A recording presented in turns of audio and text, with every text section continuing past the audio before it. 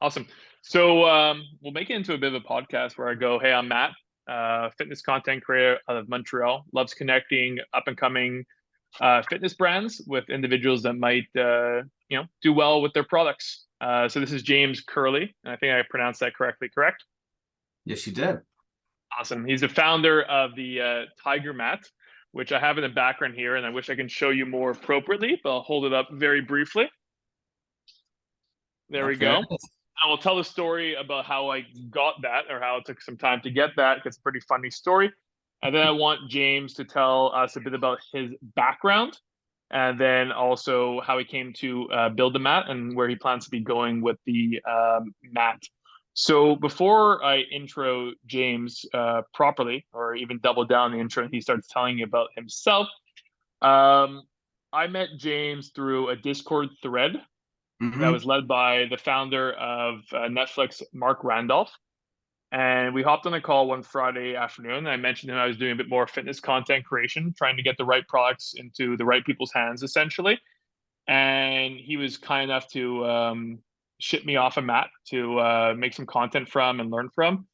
And I don't think I did check on the mat immediately, but time went by, and I'm like, oh no. The initial story was the Mac comes to my apartment. I see something that says Matthew Goldman. I laugh, thinking that someone in my apartment has a similar name, Hmm. and James shipped it to that name, but it was stolen. I've never had a product stolen in my life, but we can't find it. And eventually, the condo Yeah. said to go track it down and go tell the police, and the police aren't going to do anything about that. So that was about a month into it, and then I eventually ordered it again a week or two later. And what took time the second time is UPS just fake knocked on my door, said I owe some money for Hmm. COD, which all makes sense and stuff like that. But no one really never knocked on my door, from my knowledge, and I had to go track it down. And at that point, I didn't mention this part, but I couldn't find my credit card, or there was something to do with my credit card where I had to pay online for the COD, and I couldn't find my wallet for a couple days, and that took him some extra time. So it was a bit of a disaster. Then a month and a half later, I finally had the product. I opened the product, I tested the product finally, and that brings us over here where a month and a half later we're having the conversation. But I guess the main point is my product was initially stolen, and that's crazy. I've never had a product stolen like that before. It was quite an odyssey over here because I would send it, and then we just had quite a few emails of I'll check with so and so. I'm like, okay, and so on my end there's a bit of suspense of like he's gonna find this man, right? Like I this thought it was, shouldn't be. I couldn't Yeah. believe it. I couldn't believe it was actually stolen. I thought it was going to be in the there's a new manager's room in the condo, so I figured that someone had just taken it there. And she goes, "No, we've been having a stolen package problem at the condo." So I couldn't believe that. It was pretty crazy. Yeah. So that's that. So we'll leave it with that story, and then I'm recording this in the sense of we're taking some notes. I'm learning about yourself, but initially I want you to tell anyone that is listening a bit about yourself, if you don't mind.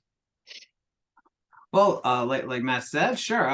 My name is James Curley. I'm from born and raised and live in New Jersey in the United States. And when I was a personal trainer back in 2008, 9, 10, um, I was using a lot of different pieces of equipment. And then I got into TRX. My trainer at the time said to me, "Yeah, I need you to take this course." I'm like, "What course?" And it's like, "Well, it's on a Saturday. And it's about TRX." And my first reaction was, "What's TRX?" He's like, "Don't worry about that. Just go to the thing and come back." I'm like, "Okay." So I sign up for it, I take it, and I love it instantly. And I use it with all my clients. Maybe one exercise for one particular person, 5 exercises for another. I had a range of people and abilities from an 18-year-old all the way to, I think, a 74, 75-year-old. And I just found ways to use it with all my clients. But I love data. So I wrote down everything regarding the dumbbell, the speed of the treadmill, how many steps they were taking. But I really couldn't do that with the TRX at the time. So this is 2008, 2009. And this was a problem for me because I want to write down where they were and where they're progressing, giving them additional evidence that they're making progress, whether it's strength or just better health, etc. So I Googled every kind of phrase I could think of. We were on TRX and lines and mats. I couldn't find anything. So I was like, well, what would it look like? And I just, from my kitchen table in my one bedroom apartment, I designed what I thought would be the mat based on the A frame, or what's technically called the S frame, that people see that they attach the suspension trainers on and the rip trainers on. And I was like, well, go out from the middle, and there needs to be lines or indicators of some kind, because I had a total black floor at this gym. And just by trial and error, what increments were best? Was it 2 inches increment? Was it 4 inch increment? Was it 8 inch increments, etc.? So I settled on 4, and I filed for a patent. I got it a year and a half later. And during that time, like I said, I started 2008 when the recession happened. I originally started, I went to college for teaching, and I had to become a trainer because I couldn't find work as a teacher during the recession.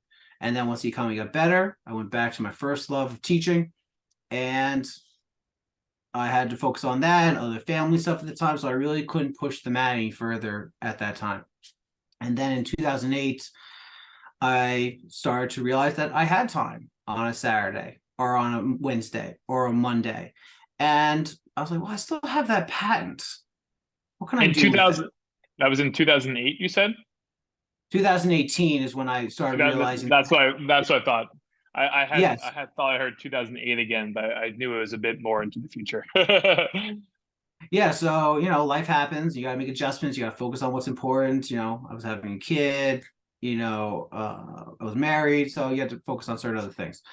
And then once I had this time, I was like, okay, let me see what I can do with this. So I went on, I did stuff with Shopify, non-sponsored comment right there.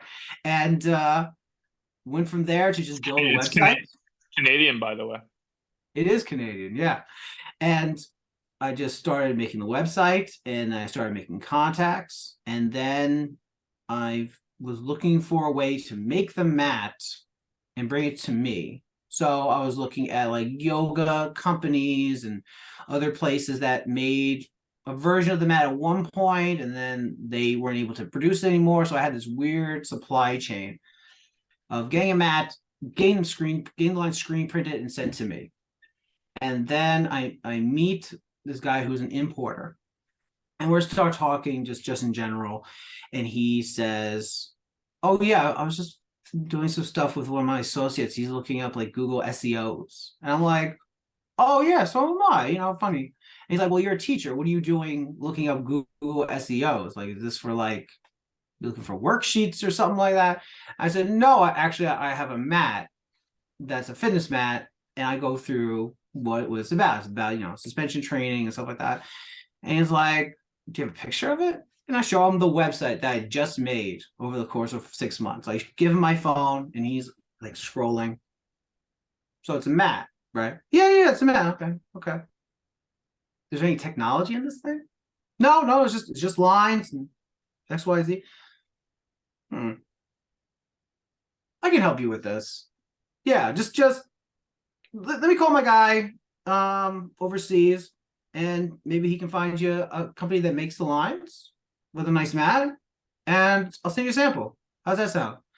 And I was like, what? Like he's just gonna go out there on a limb and just help me out. And he loved the concept, and we still have a great relationship. And we are 3 shipments in with a mat that's laser etched. That's a laser etched design, so it won't peel, break apart, or fade ever.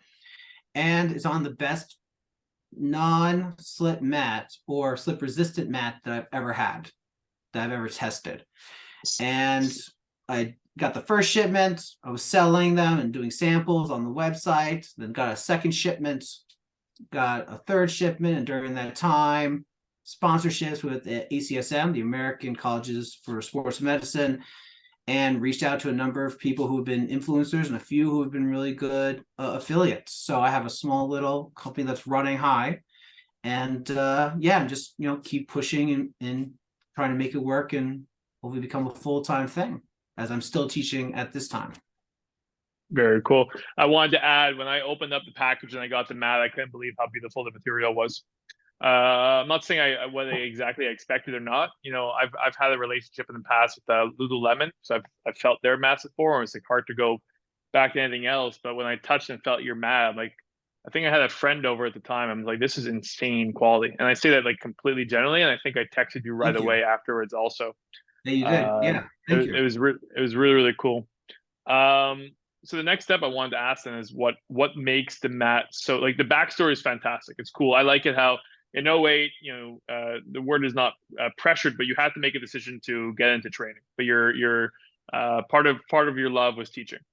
Yeah. Tough time for many in '08. I mean, hopefully not many people experience it in 23, but it may be headed there. Um, and then you discovered TRX training, had the mat patented, which is pretty cool. In 2008, 2009, you did that. And you came back to it at the right time, at the right place in 2018, met the importer. All that stuff is pretty cool. And things are thriving also in the sense of like you have some sponsorships, some affiliate marketers, and people working and promoting you. Um, what makes, and these are the notes I was taking a bit before, but what makes a mat different? You were mentioning a few different things, including that being patent, but specifically the details of the mat I was interested in terms of how it's different than other mats out there, or how it particularly really helps people from the TRX world or the like.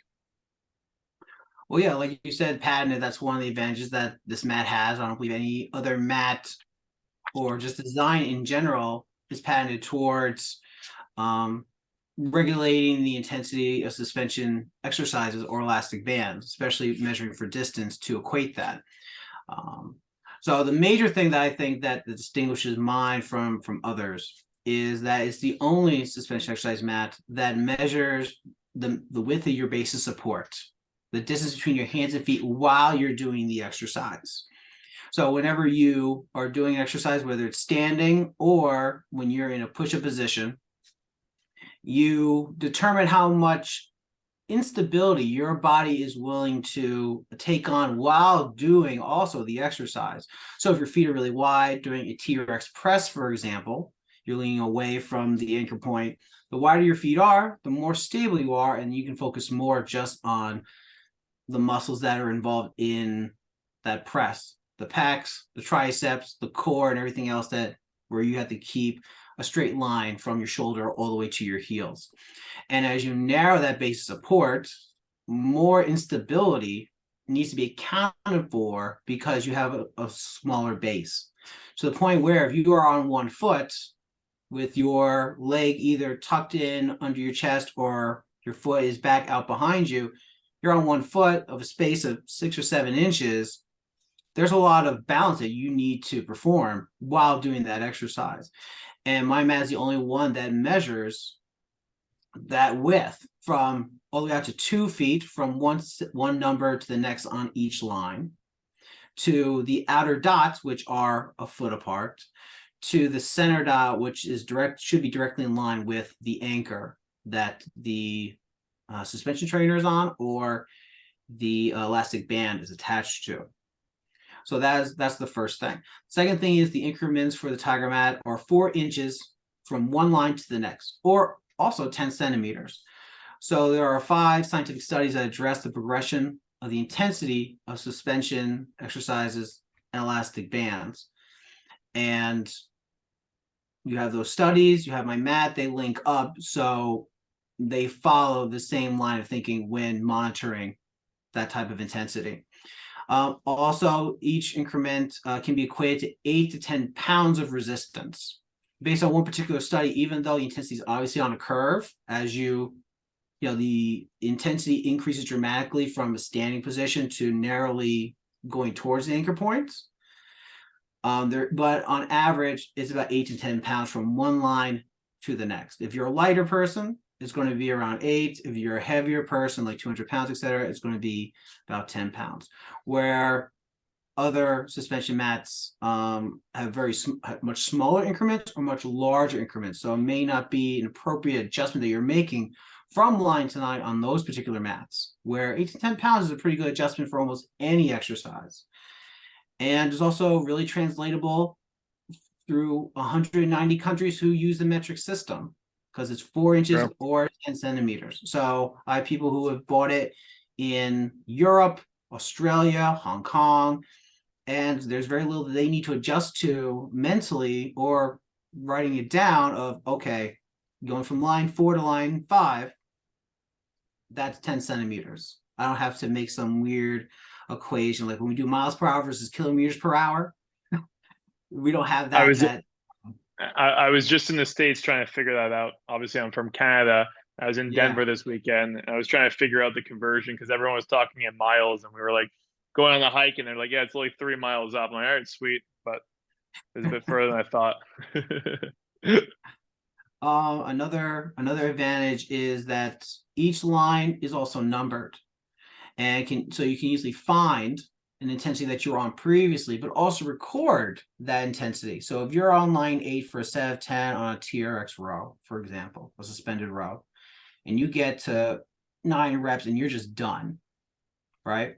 You leave, you come back 2 days later to the gym, or you go into your garage, you know where you were last time. You know the exact distance you were from the anchor. So there's not going to be this major adjustment in intensity from session to session if you're trying to be in the same spot to elicit the same intensity so you can get to your goal reps.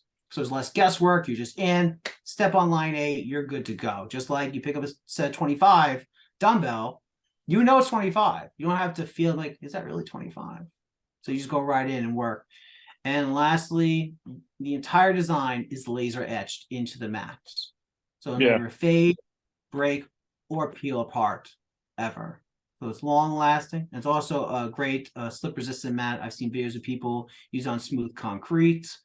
yeah. I've seen people use on different types of tile, wood of all kinds, and of course rubberized flooring. So there's quite a few nice advantages that the mat thankfully has over the years that we've made adjustments to. Awesome. Um, the two things I want to add is one, I'll show a video of obviously me using the mat so people can actually understand some of the stuff that you articulated, but they can see it visually. And do you have the studies on your website? Not the studies themselves. Where you could see them most prominently, I have a course, a science and programming for suspended exercise and elastic bands course that's also on my website. We have a new event that's live streaming, so you can do it from your home or from your gym. You don't have to travel. That's going to be on March 26th, I believe, whatever that Saturday is. I think it is And, March 26th, to be honest. and you can 25th. And you can register now actually, and you'll get CEUs from NSCA, NASM, AVA, Ace Fitness, and CanFit Pro. So those are the most prominent places. I've also mentioned 2 studies having to do with suspension exercises in posts that I've done previously in the previous year, but I haven't posted in a while. So you can easily find them as you scroll down either Instagram, TikTok, Facebook, etc. That talks about the study, what it means as far as practical applications, etc. And they can feel free to see those 2 particular ones. One is I think I've seen those videos. yeah, Melrose and Dawes and Giacotti et al. 2000, either 2017 or 2019, that talk about certain things and what you can extract from those on a practical level if you're a trainer or just an individual user. Very cool. I think I actually saw those videos because I recently followed you on Instagram as well. Awesome. Where do you want to go from here with the mat? What are some of your next steps? Well, I mean, as any entrepreneur, we just want success for the ventures that we are a part of. And, I just want to keep selling the mats, keep selling the course, and hopefully we'll get to a point where I'm working on it full time. I love talking about it. I love bringing it up. And it's something that's a nice little niche that very few people talk about, but it's so practical because we see these black and yellow straps everywhere. But you don't so it's just like you see dumbbells, you see barbells, but you rarely see someone talk about the science and the practicality of using them in a way that people can understand it, using studies, going to presentations. And that's what I'm hoping to do with it, and just become one of the many advocates, but from a different angle, having to do with suspension exercise, elastic bands, but just health in general as well. One, I do love how passionate you are about it. I was watching, like I said, your videos on this weekend on Instagram. I've spoken to you a few times now and today as well. Um, I saw the link for your course on your website, but tell, I guess, the listeners a little bit about the course that's online as well, not just the mat, the course, because you mentioned the course and the mat. Well, yeah, obviously there's the math that we've talked about at length, but then there's the course that it's a 4 hour, 5 time accredited live streaming course that is done with me presenting the evidence for what is meaningful as far as measuring and then how to measure it. I wrote the book myself. I filled out all the paperwork and the rationale and the reasons why we need to talk about this, and it's been approved every single time by the associations. And we start off with talking about why measuring is important in general, having to do with suspension exercise and elastic bands. And then there's 5 sections, 3 about suspension exercises, 2 about elastic bands, that we go through 1 or 2 of the studies, and then talking about a particular positioning that you are in for suspension exercises or elastic bands. So you have the standing suspension exercises. So for suspended row, press, curl, etc. Then we talk about the prone supine positions, where you're in a push-up position with the feet in the loops, or your heels are in the loops and you're facing the sky. And then we talk about measuring the base of support. And there's studies for each of those. And then we talk about, for each, how to measure them, what we're measuring, and how we record it for each of those things. And it builds up from there. How to record the distance, even if you don't have a Tyger mat. How do you record your level, your base of support? How do you measure your positioning? And then we talk about elastic bands, both just in a general sense, because obviously the further away you are from the anchor, the harder it is for any elastic band. We talk about the nuances of how bands are, how the intensity of bands are tracked, even if they're from the same manufacturer. We talk about the cautions of, just because they're from the same manufacturer doesn't mean they're exactly the same as intensity from the same distance. And then finally, we talk about, for elastic bands, the low level exercises with their of low intensity, like rotator cuff exercises, hip abductor and adductor exercises, that are probably some of the most common things for elastic bands, but you can also measure those as you move away from the anchor point.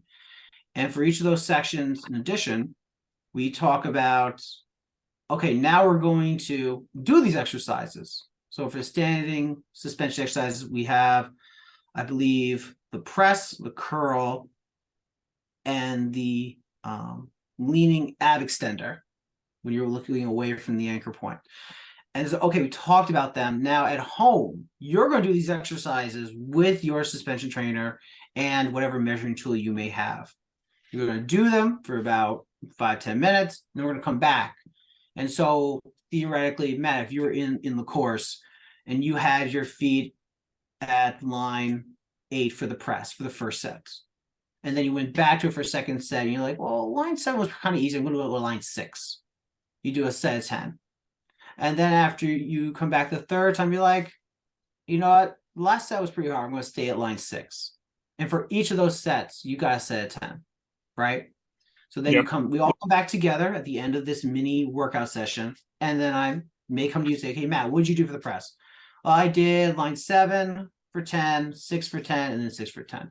Then I say to you, okay, Matt, as a trainer, if this was one of your clients that this happened to, what intensity, based on the lines, what intensity would you use or prescribe for the next session? Whether you're there or whether that client works out on their own the next session, because that's how it's scheduled.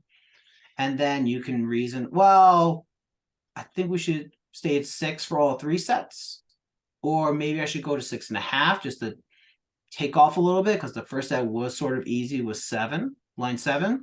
And then we just have this discussion. We're rehearsing how we make adjustments in this class setting. So then and then we do this for each of the sections, of the 5 sections. So by the end, when you go back in the gym, you work with your next client, you are well aware of what to do as far as measuring, as well as how to adjust either on the fly during the session or for the next session. And with all this stuff now recorded, whether you're using the mat for lines or you're using inches or centimeters, you're able to show progress as well and tell your client, look, you were at line 8, which is also 80 centimeters with the row. All right. And now, 2 months later, we're at line 3. You moved 50 centimeters. Where a year ago, you wouldn't be able to say that. You can say about the dumbbell, the barbell, the kettlebell, the treadmill, but now you can say those things about a very popular piece of equipment that you couldn't before. And that's what the course is about. It's about teaching you how to do all those things and be a more successful trainer, increase your retention of your clients because they see it, they see this progress. So that's before I wrap up the quick stories, when I was a trainer and I was training my clients and I was trying to show them the improvement that they would make each time with their push-up on the bar on the squat rack, I would go from 10 to 9 to 8 to 7. The initial inkling with James that really brought me towards this was reminding me of the progress that one client of mine in particular made when I moved her from 10 on the squat rack to 9 to 8 to 7. And each week was like, and your scientific studies mention this, each week was like a bit more force, a bit more force, a bit more force. So that's what really brought me to. James, thank you so much for your time. I'm going to be able to share this on Substack and Instagram and break down the podcast interview with you as well, and share the video of me using the mat and the TRX and sharing all the links and everything else that comes from your website. Any last thoughts on your end? No, thank you for having me. This is I don't get a lot of time to talk to people about the mats in this capacity as a podcast, and this is awesome. This is actually the first podcast I've had, so awesome. With a visual medium. So it was awesome, Matt. Thank you for having me here. I really appreciate it. Speak soon, James. Take care. Take care. Bye. Bye.